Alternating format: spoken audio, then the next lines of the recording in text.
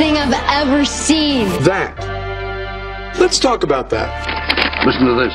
Listen to this. Memorable? Well, then be less boring. Boring? Remarkable. Remarkable. Oh. Welcome to Remarkable. I'm Ian Faison, CEO of Caspian Studios, and today it's our 150th episode, and I am joined by my amazing co-host, Meredith. How are you? I'm great, Ian. How you doing? I'm doing great. Seems impossible that we're 150 episodes in. Truly.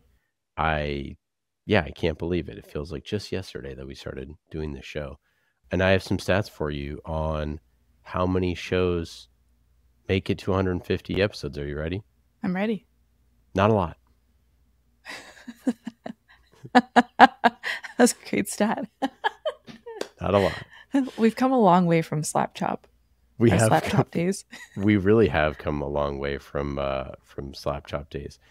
So we wanted to just talk about some lessons learned, some reflections, some perhaps ideas about brand, about building shows, about building content, and just try to get a little bit tactical with our advice, and perhaps a little bit nostalgic, and maybe everything in between. Just starting off, what's your initial feelings after doing 150 of these? A lot of my initial feelings have to do with the things that great content have in common, especially from my point of view, having done a bunch of research about the making of whatever topic we're covering. And so a couple things that come to mind are often whatever it is took a lot to get made. And by that, I mean like one person with this idea that they wanted to come to fruition, and they had to push and have it almost not get made for whatever reason, have tons of obstacles come up, and still have this one idea in their head that they couldn't let go of. And so I think about that a lot. Well, and maybe we're just backing our way into some B2B marketing lessons from 150 episodes of Remarkable Year. But I think so the number one being, it takes a lot to make something great. And like virtually every single idea, we bring up The Godfather a lot, of basically like, it was this seminal piece of work, and basically, it took forever to get it made. Nobody wanted Marlon Brando, nobody wanted Al Pacino. That every single thing that we covered, for the most part, was very difficult to make.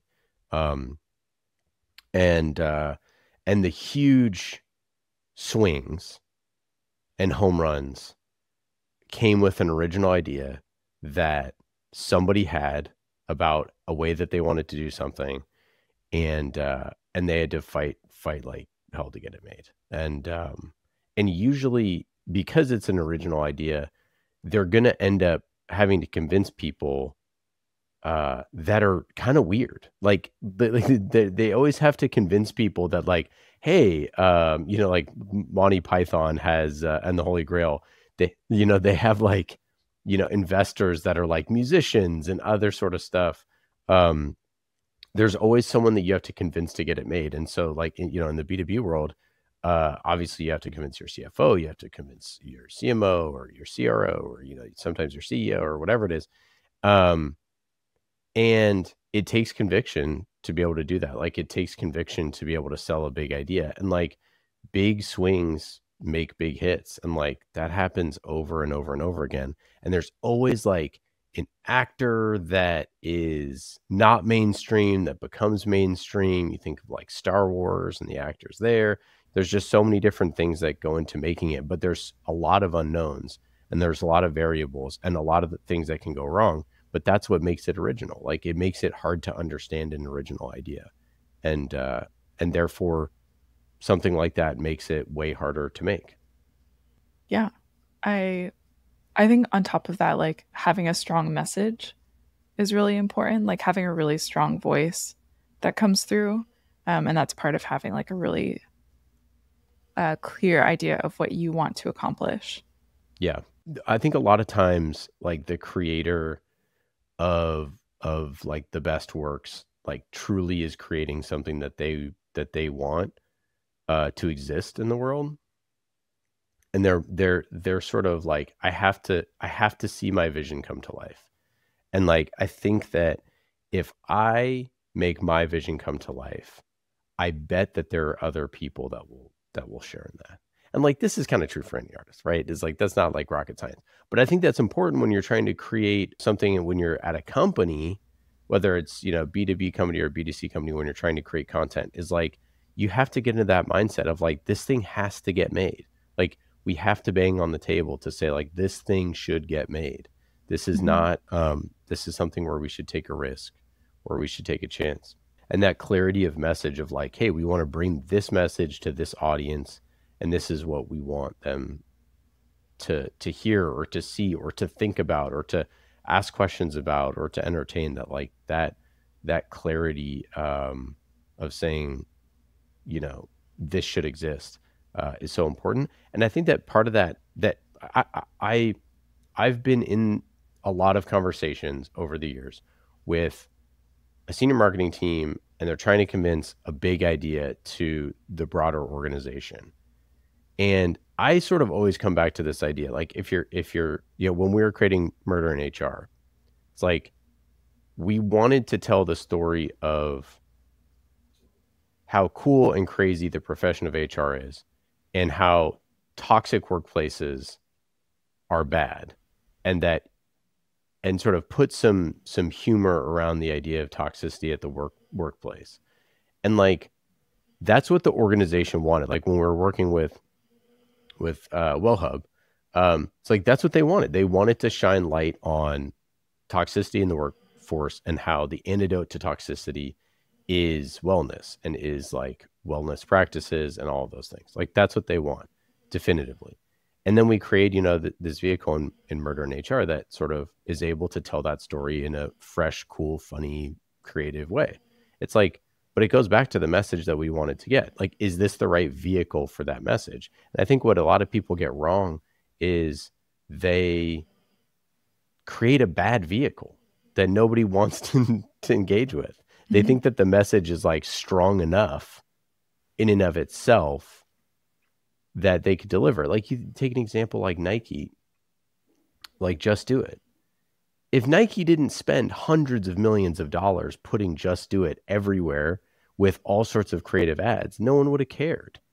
But They didn't do that. They, shot these brilliant ads and put them everywhere, right? So it's like, you have to, the message isn't just going to find its way by itself. It's like, you have to start with a great message, and then you have to add on the right vehicle to deliver, that message to the masses. Mm-hmm. And I think WellHub was like the perfect partner for that show. Like, was that hard to get them to say yes, or how did that sort of come about? Because I feel like having the perfect partner for your message too is really important. Yeah, I mean, I think, they were the perfect partner, and they wanted to take a chance on something, and they saw an opportunity with the HR community as someone who, a lot of the content is always like very, very serious. But the HR community, like, they're not robots, despite us putting a robot in the story. But like, it's like, at the end of the day, everyone always says we're all human, and it's like, we are. And like, no matter who you are, you want to be told a story in a good way. Like, no matter who you are, and not even you want to be told, it's like, it will just be more effective if it's told to you in that way. And so with them, like, they just wanted that message to get out there, and that at the end of the day, like, even if it was bad, even if we did a horrible job and the story wasn't great and people didn't like it, we still tried our best to make something for the HR community that celebrates them. That's never wrong. Right. Like, it might not be the best use of funds, right? Like, that, if that's what the CFO wants to argue, is that like, hey, we should have spent that money on something else, on like billboards, you could have that argument for the rest of your life. Like, what's the better use of spend? But at the end of the day, like, you can't look at that project and say that, it reached 2 million people, and and it was fun and funny and has tons of 5 stars of reviews and won a bunch of awards. It's like, yeah, that's because it was awesome, because it was great, because Right. HR people told us they loved it. So it's like, we did do a great job, but at the end of the day, it's like, even if we made it and we fell short, that's okay. I think just a lot of people just don't want to fall short, or they think that somehow that thing is going to get them fired or whatever. And it's like, that's just not really the case. Like you don't really get fired for taking swings. And maybe at some organizations you do, but like, that's pretty rare. And it's pretty rare that you would get so far out over your skis. And like, there is pushback on like, oh, like talking about murder, talking about killing, talking about, assassins. And it's like, nobody cared. Everyone thought it was funny. Nobody. Yeah. We got 0 negative reviews from someone who was an HR professional that was like, this is crass. 0. Nobody Right. said a single thing. Like, because we all get it. We live in a society where like murder stories are the number one thing on like every channel and every podcast and everywhere. So we know that stuff exists. And so I think just telling a consumer grade story is the hard part there, right? Is like telling a story that's fun and funny and engaging. But yeah, it starts with the message of like, what are we trying to say to our audience? And your audience will forgive you if it's bad. They just might be like, yeah, that was a bad movie or that was a bad thing, but the audience will forgive you. But if you can just like surprise and delight them with something that they just didn't see coming, like they love it. Yeah. Yeah, true. I remember our episode, was it on specifically the Hacker Chronicles? Jerome talking about how like, he said something about how like taking a big swing, it's like he said something about like people aren't actually going to care. Yeah. Like there's not actually a huge risk there. Yeah. And he was really worried about the risk. He was Yeah. really worried that like, this would be something that everyone would point to and like, look at that failure. Right. And it's like, that's just not the case. What's true is that is the case in marketing overall. Like everyone is going to second guess your stuff no matter what. And like I talked to a CMO one time, was like, I would rather go out swinging. I would rather be the CMO who's like investing in really cool projects that people think are amazing than be the CMO who just dumped all of that money back into paid ads and said, yeah, I mean, I think that we probably broke even on our marketing spend, So yeah, I mean, I think that playing it safe is not safe, right? It's like, Right.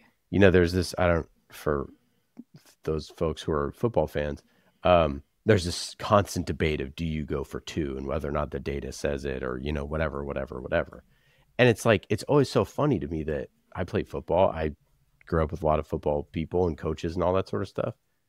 This is the most risky game you could possibly play. You're banging your heads into other people. Yeah. And then at the end of the game, with it on the line, people are like, let's play it safe. Like that makes no sense to me. Right. And I think that mindset is like very common in marketing. It's like, oh, we can just play it safe. But the truth of the matter is like, you have to stand out. Like you have to stand out. And like Star Wars or, The Godfather or Taylor Swift, or you go on and on and on through all the different types of content, the Muppets, like all these things, all of them are wholly unique projects. They're all like so different and so unique. And almost a little weird too. Yeah, It's like for the sure. weird- yeah. Super weird, right? And yeah, and like those are the things that stand out. It's not going to look like everything else. Like space opera, that sounds so dumb, So nuts. Yeah. right? What is a space opera anyway? And everyone on the set thought it was dumb. Like Yep. the actors thought it was dumb. Like, Yeah. you know what I mean? Like they're making fun of, George Lucas the entire time on the set because he's like getting all stressed out and all that stuff. So it's just like thing after thing that are like that. So yeah, I mean, I think that's pretty important. Another thing that I think along the lines of like, you have to have conviction is, and I think this has been true with Remarkable, where I have said this many times. I would do this show if nobody listened because it's so valuable for me to talk to other brilliant marketing people about what inspires them, because it inspires so much of my own creativity. Like I love talking to people about their favorite stuff. And this is actually a pretty big difference from where we started the show. So where we started the show was in the first 10 episodes. What we're doing, what we're more focusing on is we're like sort of studying the storytelling techniques and just doing the storytelling techniques and trying to bring that forward to the audience. And what we learned super quickly once we started bringing on guests is that the guests' passion and excitement for the topic was just as important as the techniques. So like, yes, the storytelling techniques were important, but also like their passion for the topic sort of stretched our minds in the way that we thought about things really well. It also brought new ideas and new pieces of content that I didn't realize. Like one of my biggest takeaways from doing the show is like, I did not realize so many people watch reality TV. And like, that's so obvious because it's so popular. True. Like I just didn't, I knew that people watched it and I knew people liked it, but I didn't realize like how dedicated people were to it. Yeah. And I just unearthing that little secret, which is not a big secret, but like people in marketing, there's a huge percentage of people in marketing that love reality TV. To me, that was like, we uncovered a little nugget of gold where you're like, that was super eye-opening to me. And I'm like thinking, is there any content that any marketing team who's marketing to marketers creates that's reality TV? No, nobody's doing that. Why not? Right? They all love reality TV. Like, doesn't it stand to reason that you could do something like that? Like, those are the little secrets that you really get when you actually dig in and figure out what people like. Yeah, that's so true. It's like you could use that in your own campaign and like have it be like marketing for marketers, like speaking directly to them. For sure. And I think about this, like back to the piece of like, I would do this if nobody listened. Like, I mean, they always talk about like, it's so important to talk to your customers and to ask them questions. But I think it's like a step beyond that. It's so important to talk to them about what they're passionate about. And it might not be work. And like what we've seen with a lot of these episodes is there's guests who want to talk about what they're doing at their job. There's also a lot of guests that want to talk about like just the thing that they're passionate about because they've never in their life got to talk on a podcast about their favorite movie or their favorite video game or whatever it is, for work, as part of work, and sort of like dissect it in a way that gets at that stuff. I think that that's really important. I think it's an important takeaway that in whether it's in customer interviews or conversations, that to interview your customers, not just about like what your product does and what it solves, but also just what they're passionate about broadly. I think that's like a really great takeaway. And bonus points if you can figure out a way to blend it into a show that your audience likes. But I think that that's an important lesson. Yeah, absolutely. It's like you're combining two passions, right? I feel like more and more often we hear marketers come on and be like, I get to talk about my two favorite things today.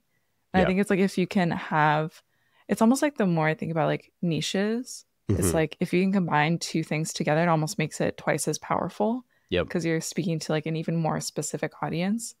And so that's what I feel like is fun about this show. And like people are super excited. This is one of our shows that like we never have trouble finding guests for because people want to come on and talk about how they love driving the race car or how they love fishing or how they love this and that. And it's so cool to find out, one, what people are excited about outside of work, but also to combine that with their expertise and combine the two and see what lessons they can draw from it and like how they're using their personal life in their professional life and vice versa. It's been super cool. Yeah. I mean, I think I would say the vast majority of interviews that we've done for this show, the guest has been really excited to do it. We do a prep call for almost everyone, and they're really excited on the prep call. Sometimes very confused at the beginning of like, are we really going to do this? Like, are we really going to talk about this thing? I think we end up pushing a lot of people off of the first topic that they thought of because it's something that's like in the zeitgeist or popular right now, but that they don't feel as passionate about. And we move them towards something that they're passionate about. And it makes for better content. I think one of the things that's been really cool is that we often push the guest to think about the content in new ways. Like we hear, I mean, so many guests when Meredith, when you give your soliloquy, your backgrounding on the topic, we hear from so many guests like, wow, I actually just learned something about this that I didn't even know. And, or you have the person who goes, all the stuff you just said, plus this, this, and this, that. Where it's like they have like even more information that they know, like so much information about it that they want to share. And both those things are just so cool. Like either teaching someone something they didn't know about something they loved, or helping them teach others about something that they love is a really special moment. It's like a very special way to create content with someone. Yeah. I think like you said, just teaching somebody, including an element of education, is like just adding value to whatever it is you're providing for your audience. It's like if you can teach them something about what they love, like they're, you have full buy-in from them. Yeah. And I think the sort of like Maslow's hierarchy of needs version of that is like the highest level is like, if you can teach them something about themselves that they didn't know. Right. Yeah. Like we've had people that we've talked to on the show that have been like, oh, I never really realized like that's maybe why I love that show so much. And, oh, maybe that's why I was inspired to do this, or maybe this is why I like this certain thing, or oh, maybe I just love this type of this genre. I never really thought about that. Like that is really cool, and I think special. I also just feel like giving people sort of structure, but also space to be able to explore that is really cool, and to have the structure that we have for the show so that it is consistent and repeatable for the audience, so that they know what they're getting, but also there's a lot of flexibility within that. I think is delivers a great show rather than just like all of us rambling about stuff, which we do that too. But we do that too. A little bit more structured. Yeah, agreed. It's nice because we really give people like a few questions in advance to be like, this is what we're sort of thinking of asking you. Then it's like we go off on all sorts of not tangents, but still interesting parts of the conversation, but it kind of goes off in different ways that you kind of wouldn't expect, just thinking about the initial question. So it's cool to see where it goes. Yeah, I also feel, our style for this show is designed to be semi-scripted. So like obviously we have like a literal scripted element. And then we have, we do prep with the guest on like what the topic is going to be. And we have sort of like loose questions. We know that they need to bring 3, B2B marketing lessons. That's their homework. But then we don't script anything else other than that. So like, I don't read their answers ahead of time to know what they're going to say. I prep my own stuff. You prep your own stuff. And I think that that's also for us, for this show, really important because it still feels very serendipitous. And then I do a little bit of my own backgrounding, but I generally try to avoid your backgrounding as well. So those things feel very, it just adds serendipity and levity into the conversation where you get some more like, honest reactions. I think you'd have to be pretty talented, and maybe we are, maybe not. I think you'd have to be pretty talented to be able to know all the information and feign all of those emotions. I think that would be pretty difficult. And we generally speaking don't share the backgrounding at all with the guest ahead of time. So they don't know what's going to come. And we do it live with them instead of putting it in post, which was a decision that we talked about early on, which is like, this is a huge block of, there's a couple minutes that we're going to do this. Should we do it with them or not? And unequivocally, the right choice was to do it with them there. Yeah. It gives a lot to talk about and chew on afterwards, I think. And is just more like, is fodder the right word? Just like fodder for more conversation around marketing lessons and things like that. And I always love doing it. And I feel like too, it's like, makes you think about how you create your own content compared to how whoever created the content we're talking about. Yeah, another change. So one of the changes that we've made over 150 episodes was originally the backgrounding was about just like, what is this thing, and sort of a description of the thing, like whatever it is, like the Eras Tour or whatever. And what we switched it to was you doing backgrounding on how it got made, in addition to like explaining like what the thing is, like very briefly. And I think that was really eye-opening for us. I'm speaking for you as well, but for us to see, like, that's more interesting, I think, from a marketing perspective, because studying the thing is interesting. And this goes back to like, we wanted to know the techniques of how they did certain things, but really like the story of how it got made is the story of the content. And like, and most people who work in marketing need to figure out how to get complex projects made. And maybe hopefully they can use some of that fodder for their, for pitching people like, hey, did you know that Monty Python almost didn't get made? Did you know that, they couldn't afford horses? So they used coconuts, and that whole bit was because of, the fact that they couldn't afford the horses. And so they used the coconuts, and then they just left it in the shot. Like those sort of things where it's like, I think especially in business, you just want everything to be so buttoned up and everything has to look perfect and everything has to be that way. And then you realize in the most creative endeavors possible that like all of those little accidents end up making it great, and making it fun and making it sort of weird and different and unique. And so I think changing that, being able to bring those stories out of it, I think was like, it sort of just creates a richer conversation than just talking about like the plot of the movie, for example. Right. Yeah. And you realize that a lot of this content was made on a lean budget or a very small team. And there's some amount of restrictions on them that they have to get creative about. And I remember we did one episode on, it was a documentary made 3 times. What was that episode called? Wait, the 110 100? Yes, 110 100. From Wistia. Yeah, and we did it with from Christine. Wistia. Yeah.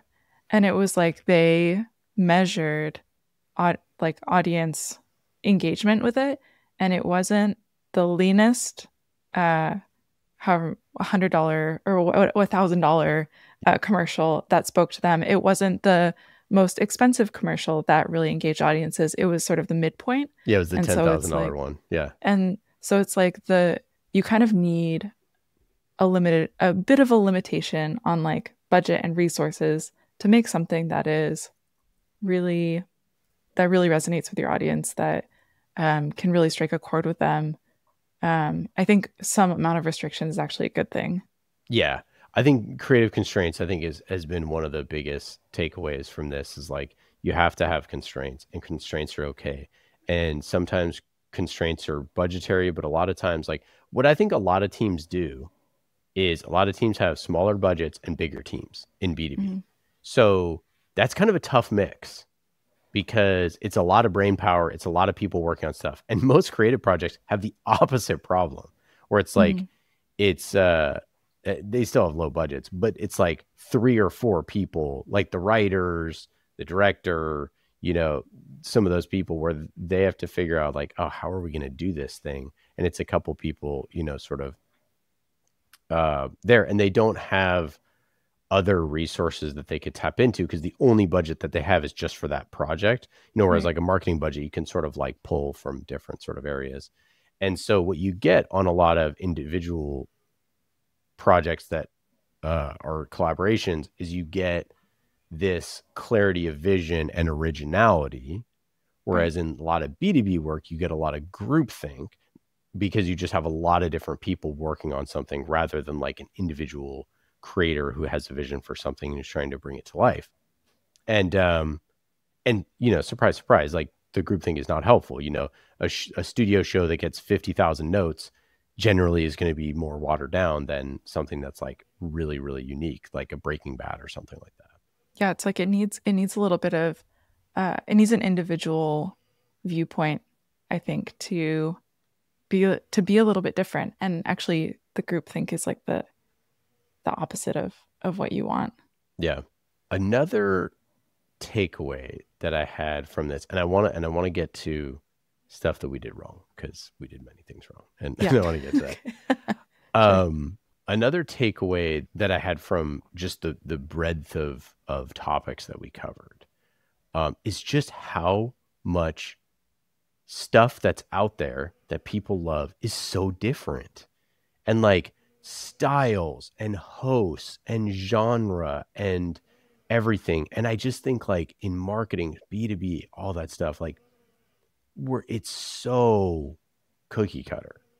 Like, but people love vampire movies. People love baking shows. People love sports podcasts. People love TV shows from the 50s. People love comedians. They love books. They love festivals. Like, it's just, and obviously, like, you know, as a marketing team, you can't do all that. But it really struck me how into and passionate people are about all these different things that they love. And some of them are hobbies, you know, like records, like collecting records is a hobby, or fishing is a hobby. You know, some of those things that we talked about that had content related to it. But a lot of things are just like their favorite content that they enjoy. And like, you know, I think about, you know, murder in HR being a murder mystery, and just how we did the math and said, hey, a bunch of people in HR, we think that they like murder mysteries based off of XYZ and the data that we looked at, and we should do this. And just go back to like, if you were creating a content portfolio and a marketing portfolio that was designed to reach your ICP based off of their consumption habits of content, I think it would be pretty interesting to say, okay, well, for 10% of the audience, we should make horror. For 10% of the audience, we should make comedy. For 10% of the audience, we should make reality TV show. For 15% of the audience, we should do a festival, you know, for, you know, whatever. And I know that would be crazy hard and difficult to do, but I think that like, we just don't cross-cut content like that. We don't think about content in those terms.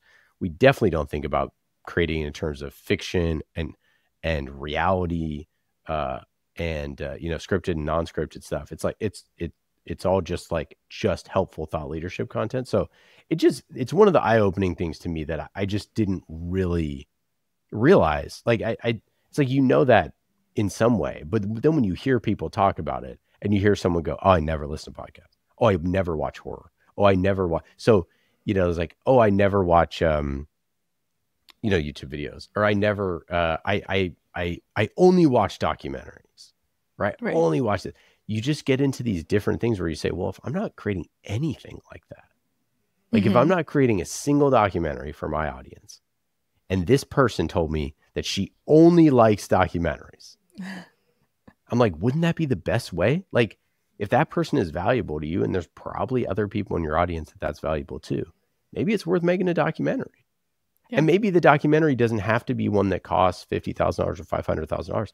Is there a way to make a documentary that's way cheaper or faster, or to partner with 3 or 4 other partners in this space, or whatever it is? So that just really struck me that, people just really have these passions, and they're really not being served at all by marketing teams that are spending literal billions of dollars trying to get in front of them. And it's, I mean, it's an opportunity, I think. Definitely. Yeah. Make something a little bit different that, you know, at least part of your audience is interested in, and just see what happens. Yeah. I think another sort of piece within that is almost nobody chose B2B content. Yeah. And they all had the option to. Like, there was a couple. But like, I think that if you're making things that are super remarkable, it's pretty difficult. And what's the best B2B content you've ever seen in your life does not really compute in terms of their people's favorite content. So I think that there's an opportunity to create really great stuff. We even had some like B2C Definitely. inspo, but it's interesting because it wouldn't be that far of a jump to do something like that for B2B. Just people aren't doing it. For sure. And I think one of the things that you saw, which I think is interesting, is you do see copycats of B2B content from these. So you see Hot Ones copycats, you see The Office copycats, you see Silicon Valley, you see some of the things that get selected here and recreated in sort of B2B content, right? So people do take inspiration and copy those things, which I think is interesting. All right. What do we get wrong? What are our mistakes here? I'll start. Go. I think I've renamed the show 5 times. and I take full responsibility for this. And so the reason is because, obviously we make shows for a living. We've made hundreds of shows. And like one of the golden rules is like, don't pick a name that other people have already taken. And I am just silly. And I think I don't know what I was thinking. But I just love the name Remarkable, and that remarkable content makes you talk about it and do this stuff. And Guy Kawasaki has a podcast called Remarkable People. So that's not great. So we go from remarkable to remarkable B2B content. Then we go from that to remarkable, I think, content, Marketing? and that to remarkable marketing. And then now we're back to remarkable content, despite not really changing anything about the show in the past 140 episodes, which is funny. So in retrospect, if I was to do it all over again, I think I probably would have just picked a slightly different name and something that was a little bit more defensible and findable. And we get tagged wrong incorrectly all the time, so it's my fault. And the best day to change something like that is yesterday, and the next best day is today. However, I like remarkable content, and I think that's the final name. So I'm good. Okay. It's because that's what we're talking about. So marketing lessons from remarkable content. So I think I'm settled until I change my mind. Until you change your mind. Yeah. Yeah. And we've changed. And I think one of the things part of the reason why we changed so many times is because we wanted to just include all marketing and the B2C side as well, and not just B2B. And I think that was like part of it. And obviously a lot of stuff is skewed towards B2B, but because that's a little bit just like a tougher nut to crack, I think, and a little bit less creative. So we've tried to sort of, bridge that gap a little bit. But that was one of the things we screwed up. Yeah. And that's okay. That's okay.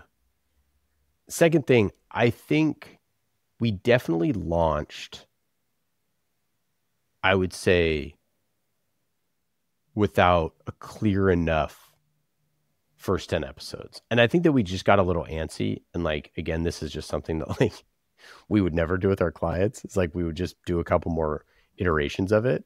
But I think we thought we had the format, and we did not, because we didn't bring on guests. I will say though, I think if we kept doing the original show idea of not having guests and just having the same group of us on like every episode, it would have been a really fun show and a very different show. Yeah, very different. But I think it would have been great too. So I think we made the right decision, but it also probably would have been pretty great. I would say though that like a lot of the time when we're just trying to get a show up and off the ground for the very first few episodes, there's so much pressure to have it be perfect first episode, where it's like, I feel like Remarkable, because we were just kind of figuring out what we wanted, we kind of gave ourselves also the freedom to just get going, like make something, which I kind of love at the same time, because it gave us the flexibility to sort of adapt and improvise and change as the show went along, with little pressure to make it perfect. Yeah. And so I feel like it's gotten better and better and better. And like you often say, like, people often don't come into a podcast as a first-time listener and start at episode 1. Yeah, you never would. Yeah. Yeah. So I think all in all, like, it ends up working out. I haven't personally gone back and listened to episode 1. I know. Well, we did the one with Dane on Jaws that I don't think we ever aired. We never released it. We really should, because it was really good. And I really liked it. But the funny thing was, so Dane, who's our head of development, he was such a great guest. But he originally was sort of like the co-host, and he was such a great guest that that was one of the, I think, the inspirations for like having guests later on is like, well, if Dane's not going to be like an every week co-host, but he came in and he was like, brought all this energy about Jaws because he loves Jaws, and that's why he got in the movie industry, and his dad loved Jaws, his favorite movie, and all this stuff. So I think that there was that passion in our prototype that was sort of like a little infectious, and then we couldn't sort of figure out how to do it. But yeah, I think it would have worked. I think if we were to redo it in the different format, I think having guests versus not having guests is obviously a huge decision that we deal with every show. But I think if we were to redo it, we would just do you and me every episode discussing a single thing like we do now without guests, and then maybe every now and then bring on like, you know, a special guest or like a rotating guest, like bring back Colin or bring back Dane or whatever for like certain types of topics. But it would have been a very different show, obviously. And a different utility, right? Is like, that's not really what we were like. We weren't really trying to make the what we were missing to really diagram it. What we were missing in that is the third leg of the stool needed to be the marketer whose job is only marketing. Because like your job is mostly content and a little bit of marketing. My job is like half marketing, half content, because I run marketing for Caspian. And obviously we make content. And then the guest job is mostly marketing, but with a little bit of content. Even if they are like a content marketing person or head of brand or head of content, like even though their job is content, it's still all in service of marketing. And so by having the third person be a marketer, then it sort of evened everything out and allowed us to sort of like blend all of it all together and spin it up like a smoothie or a milkshake. It's like you need the banana to make it more smoother. You need the strawberry to give it a little bit more flavor, and then you need the spinach to make it healthy. I don't know who's who in that scenario, but except also every time you put a banana in a smoothie, it ends up being a banana smoothie no matter what. So. That is true. I know, but I like bananas. So I feel like that's why I'm skewed. I'll tell you one thing we didn't mess up is getting our guy Scott Goodrich, our lead audio engineer, to do this show, because he's been doing it for the entire time and he's so good at it. And it sounds so awesome. And every single time we send it to a guest, they go, wow, this sounds fantastic. And it's so good. And I remember, I don't know if we were probably 50 episodes in, and he's like, you know, this show, I think is the only we could do, because it's so darn complex to put together and everything. And yeah, I don't know. I can't remember if we were going that sort of like hard in the paint on the audio side from the very beginning and pulling clips and adding all of it. I can't even remember. I did it for the Slap Chop one after the Jaws one. I started in the very beginning, but I went really nuts in the Slap Chop one, and I had like kind of too many where it was almost inappropriate. And I felt like people would probably be like, okay, this is a lot of Slap Chop. Too much Slap Chop. Too much Slap Chop. And then I remember you listening to it and being like, wait, this is very different from the Jaws one. I was like, I know. And you liked it. So I was like, okay, let's keep it up. But I toned it down a bit after that. But yeah, we had it going from nearly the beginning. Have you ever fallen asleep with your AirPods in and wake up in the middle of the night listening to your own voice or my voice? Ooh. Because that happens to me probably like once every couple months. And I'm like Meredith's talking to me in my dream. I'm like, what the hell is going on? I wake up and I'm like, oh, I left my AirPod in, and then it auto played one of the episodes of Remarkable. Oh, that's hilarious. Yeah. I think I have had that happen. It's an interesting experience. I did realize what I wanted to say though about making mistakes.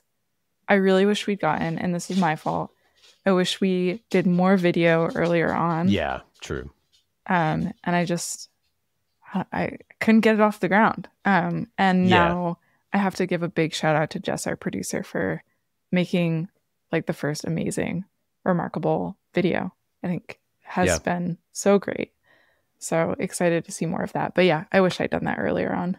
Yeah, I agree. I agree too. I think that for us, like video back then, I mean, over the past 4 years has just evolved so much and so fast. And like we had a video team, and like it was just not the priority, and like we self-fund the show, and so it's difficult to even, it's the cobbler's kids who have no shoes. So we're like, oh, we just didn't have the resources to really do it right. And just now we're at a place where it's like we now have our format and our stuff. But yeah, no, that's a great shout. I'll tell you something we did that I think is 100% credit to Colin. Colin, who's amazing, who's our head of content and creative, and who painstakingly researches and books all of our guests. He would go by sort of sections of persona. So, and I think that was really good for us. So like we would have like a bunch that were like head of brands, a bunch that were head of content, a bunch that were sort of like influencers, like B2B content creators and influencers, a bunch that are CMOs. And so it just gave us a really rich tapestry of types of guests, and they really think about content super differently, and they like different types of, I mean, everyone likes different types of content. But I think that was really good to be able to get all those different types. And I think it really helped us just like get better at the show over time of like working with different types of people. Definitely. Now that you say that, now I'm like, yeah, he did do that. I guess I didn't really think about it, but now that you say that, it was really interesting moving through each group of people. Yeah, and just being like really selective about the types of companies. Like that's the other thing. I mean, I think people probably don't realize this, that we like really try to choose companies that are doing something interesting in content. And sometimes something interesting in content is like that they're an enormous company and have a quadrillion pieces of content, and you need to think about it, from that way, and, et cetera. So, yeah, it's been, that part of the journey has been really cool.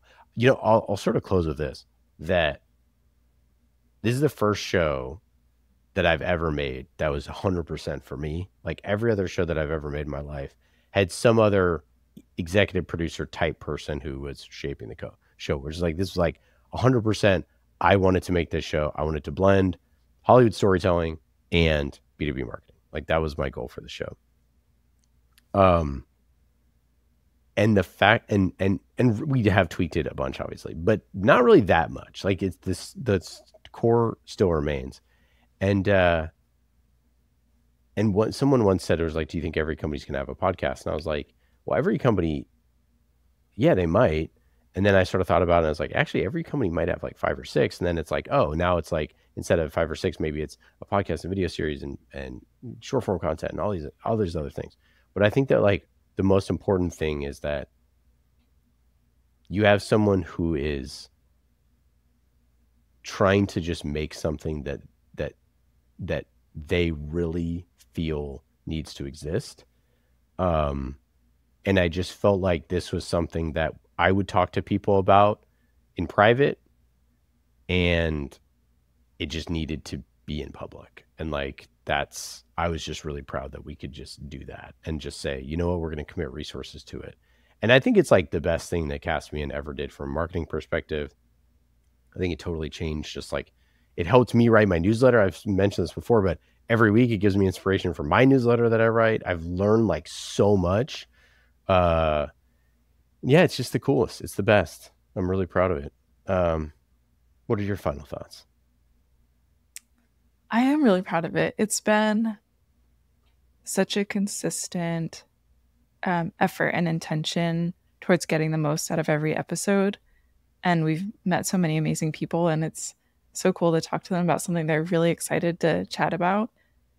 And I feel like I have learned so much. Like coming in, I didn't have I don't have a marketing background or anything. So it was definitely a learning experience for me. And I feel like it's come a really long way, and I'm proud of it too. I feel like it's become something really, really great. Yeah, and I just want to say thank you to everyone who's listened, who likes the show, and the message and different things that we get is like really, really cool. And thank you to all the guests who have come on and shared their stories and been vulnerable and shared what they love, and hopefully we did a good job telling their story a little bit different than they normally have. So yeah, that's it. 150 episodes. On to the next 150. That's right. 150 plus. Back at it. All right. Thanks so much, y'all. Later.